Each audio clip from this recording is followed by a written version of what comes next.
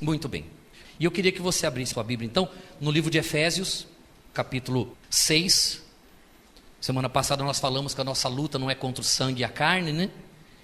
Contra o principado, potestade. Hoje nós vamos falar sobre o que compõe a armadura de Deus. O versículo 10, que a gente não vai ler, fala sobre a armadura de Deus. O tema é esse, o contexto é esse, a armadura de Deus. O versículo 13, que é onde nós vamos continuar, diz assim, olha: portanto, tomai toda a armadura de Deus, para que possais resistir no dia. O dia mal vem. Você vê que a Bíblia em nenhum momento engana a gente. Existem cristãos que eles erroneamente pensam que você receber Jesus na sua vida quer dizer que você não vai ter problema na sua vida. Isso não é verdade. Isso é uma utopia, isso é uma mentira. O próprio Senhor Jesus falou assim, olha: no mundo tereis aflições, mas tende bom ânimo. Eu venci o mundo. O que ele quer dizer com isso? Que o mundo tem aflições. E se você estiver com ele, ele que venceu o mundo vai te dar vitória também. É o que a gente crê. Amém, pessoal? Então, no mundo nós temos o quê? Aflições. Diante de um problema você precisa ter bom ânimo. Crendo que Jesus venceu o mundo. Você está com ele? Ele vai te dar vitória também. Amém? Então, a Bíblia diz aqui, ó: tomai toda a armadura de Deus para que possais resistir no dia mau. Então, se você tiver entendimento que a vida tem dias maus, e você procurar ter a armadura de Deus, quando vier o dia mau, você vai resistir. E depois de terdes vencido o quê? Olha que bacana. Precisamos tomar toda a armadura de Deus, para podermos resistir no dia mau, e depois de terdes vencido. Então você vai vencer. Permanecer como? Inabalável. É isso que é bacana. Vem a adversidade, vem um momento difícil, mas porque você tem comunhão com Deus, você é uma pessoa sincera com Deus, tem procurado ter a armadura de Deus na sua vida, você resiste àquele dia mau, você vence o dia mau, você supera aquele dia mau e se torna inabalável. Quando você vive com Deus, quando você aprende, tem experiência com Deus, cada adversidade que a vida apresenta, cada luta que você apresenta e que você resiste, você vai se tornando uma pessoa cada vez mais forte, a ponto de você se tornar inabalável. Olha que bacana, pessoal. Inabalável. Nada te abala, nada. Você se torna uma pessoa tão forte com Deus, que aquela luta vem, ela vem, não é fácil, e você permanece firme. Por quê? Porque você está crescendo. Está crescendo com Deus. Diga graças a Deus. Bom, mas fato é que o versículo 14 diz assim: estais, pois, firmes, cingindo-vos com a verdade.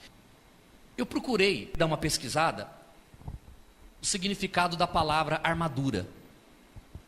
A palavra armadura, no original, é panóplia, que é uma palavra composta de duas palavras: pan, que quer dizer toda, e óplia, que quer dizer armas.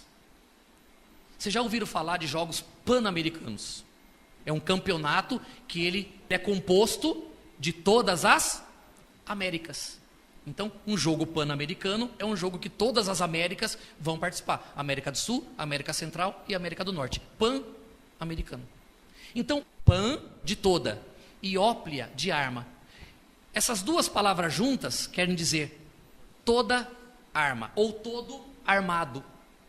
Então, uma armadura quer dizer que eu estou revestido com todas as armas, tanto armas de ataque como também armas de defesa. Mas a Bíblia diz toda armadura. Só um escudo é uma armadura? Só uma espada é uma armadura? Só aquela bota de ferro é uma armadura? O capacete é uma armadura? O que é armadura? São todas as peças juntas E a Bíblia diz que nós precisamos estar revestidos de toda a armadura de Deus. E a primeira parte, a primeira peça da armadura é a verdade. Cingindo-vos com a... O que é esse cingir? Aquelas armaduras da época do Império Romano eram armaduras pesadas. Capacete de ferro, tinha aqueles peitorais também de metal pesado. Então, imagina aquela peça de ferro encostando diretamente na pele. Então machucaria. Então eles primeiro se cingiam com um pano, e aí em cima daquele pano eles iam colocando as peças da armadura. Mas a primeira coisa que eles colocavam, a primeira parte da armadura, era esse pano. E a Bíblia diz aqui que nós temos que nos cingir com a verdade.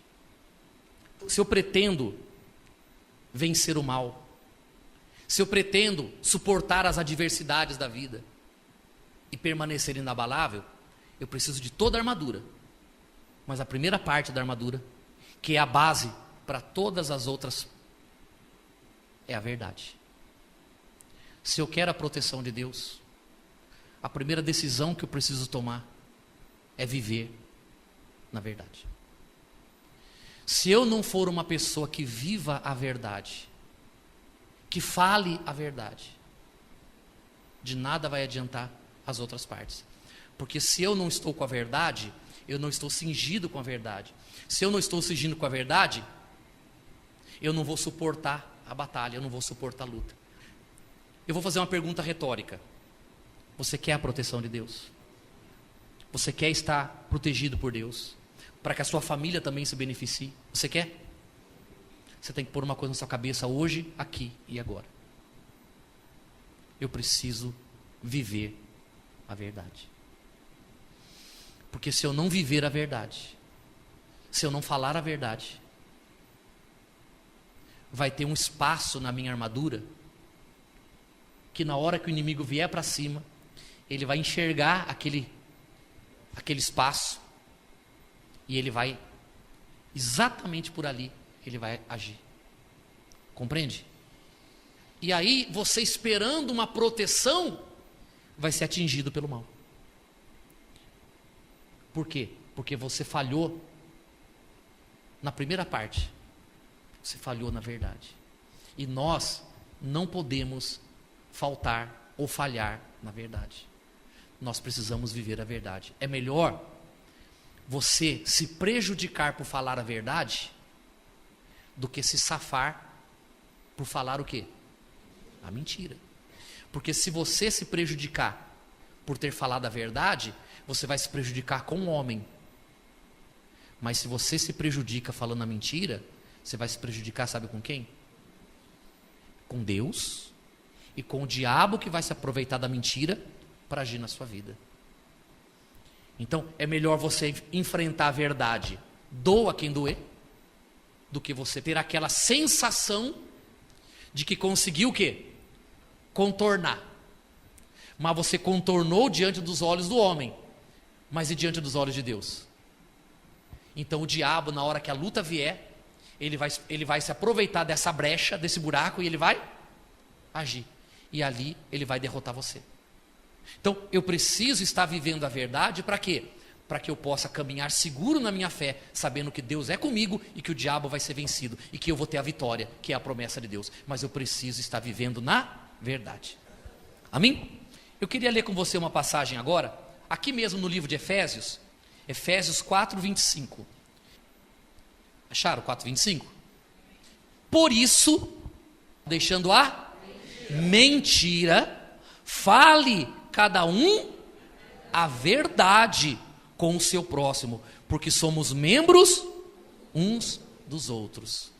O que nós somos? Membros. E se nós somos membros uns dos outros, e somos membros do corpo de quem? De Cristo, nós somos membros da verdade. João, capítulo 1, versículo 17, diz assim, olha, que a lei foi dada por intermédio de Moisés, a graça e a verdade vieram por Jesus Cristo.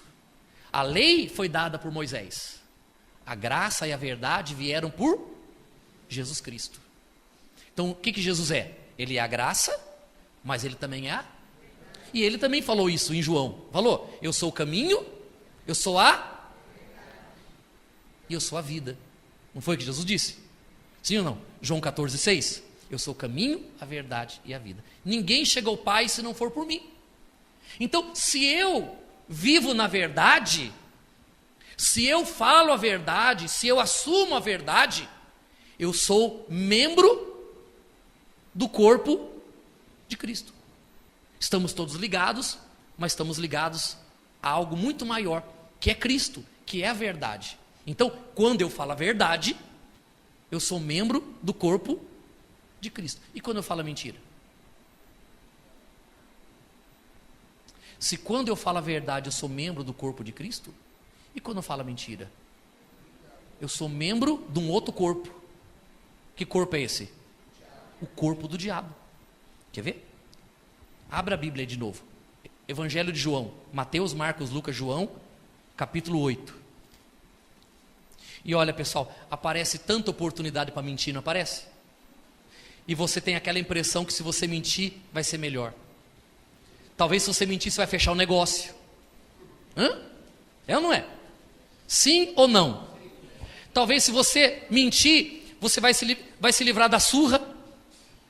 Se você mentir, talvez você vai se livrar da tua esposa ficar falando um monte de coisa para você. Você tem muitas oportunidades. Por exemplo, quer ver? Não sei se você trabalha fora, mas vamos dizer que você trabalha fora. Aí tem um dia que você perde a hora. Aí chegou no trabalho 15 minutos depois. Aí você chega lá no trabalho, quem está na porta? Assim, ó, o patrão. Mas você já veio pelo caminho pensando o que você ia dizer para ele. Você não veio pensando pelo caminho? Não devia. Porque você já estava decidido a chegar lá e falar a verdade para ele. Falou assim, patrão, desculpa aí, ó, foi mal, mas eu perdi a hora. Ontem fui dormir, fiquei vendo um filme em casa até tarde lá e fui dormir, perdi a hora, me desculpa, eu vou procurar não deixar acontecer isso de novo. Pronto. Mas é mais fácil você falar o seguinte, olha, na hora de sair de casa, meu filho começou a vomitar. Rapaz. E ele vomitava umas coisas pretas, cheias de cabelo, nem sei o que é aquilo. É ou não é? A gente sempre tem a impressão que a mentira é melhor que a verdade. O argumento da mentira é mais contundente. Só que o problema da mentira, como dizia já o velho ditado, a mentira tem perna curta. Naquele dia que você mentiu dizendo que o filho estava doente, a tua esposa fala assim, preciso perguntar algo ao meu marido, eu vou no banco, ele não me falou o número da conta. Puxa vida, eu vou ligar lá para a empresa. Quem que vai atender o telefone? Porque o diabo já vai preparar tudo certinho. O patrão. Alô, quem fala? É o João. Ô, seu João, como é que tá? Tudo bom? Tudo bom. Posso falar com o Roberto? Pode sim, eu vou lá mandar chamar ele. E a criança tá melhor? Aí ela falou assim, tá tudo bem aqui em casa. É porque seu marido falou que a criança passou mal, né? Não, você deve estar confundindo. Meu marido perdeu a hora, inclusive. Ele perdeu a hora, e a hora que ele acordou, o moleque estava na escola já. Não é assim que acontece? Sim ou não? No primeiro momento parece que foi bom. Fulano está lá trabalhando dizendo assim, enganei o trouxa. Amigo, quando o diabo cria uma situação e a mentira é dele, ele faz que nem um jogo de xadrez. Ele mexe essa peça aqui, mas já sabe que vai daqui, vai daqui, vai daqui, vai daqui. E lá no finalzinho do dia ele vai falar assim, checkmate. Você já era. E aí, o patrão fala assim, que feio, rapaz. Feio. Se você tivesse falado para mim que tinha perdido a hora, eu entenderia que você perdeu a hora. Quem é que nunca perdeu a hora? E você vem e mente para mim. Como é que eu posso confiar agora em você com tanta coisa importante dentro da empresa que você cuida? Como é que eu vou agora confiar alguma coisa na sua mão se você é um mentiroso, rapaz? Fala a verdade. Nunca se iluda. É melhor você falar a verdade, pagar o preço pela verdade. Você não foi homem para errar? Seja homem para assumir. Você não foi mulher para errar? Seja mulher agora para assumir então. Fala a verdade. Assuma. Pede perdão. Agora, você mentir só mostra uma coisa. Posso falar? Você tem um pai. Mas infelizmente o teu pai não é o pai das luzes. o que aconselha você e a quem você dá ouvidos é o pai das trevas. Infelizmente. E a sua vida vai refletir isso. Olha o que diz aqui a Bíblia. João 8,42. Eu falei que eu ia falar. Eu até pedi que quem não quisesse a verdade que não viesse hoje na igreja, porque eu ia falar. 8,42. Diz assim, olha. Replicou-lhe Jesus: se Deus fosse de fato vosso Pai, certamente me havíeis de amar, porque eu vim de Deus e aqui estou, pois não vim de mim mesmo, mas Ele que me enviou. Qual a razão porque não compreendeis a minha linguagem?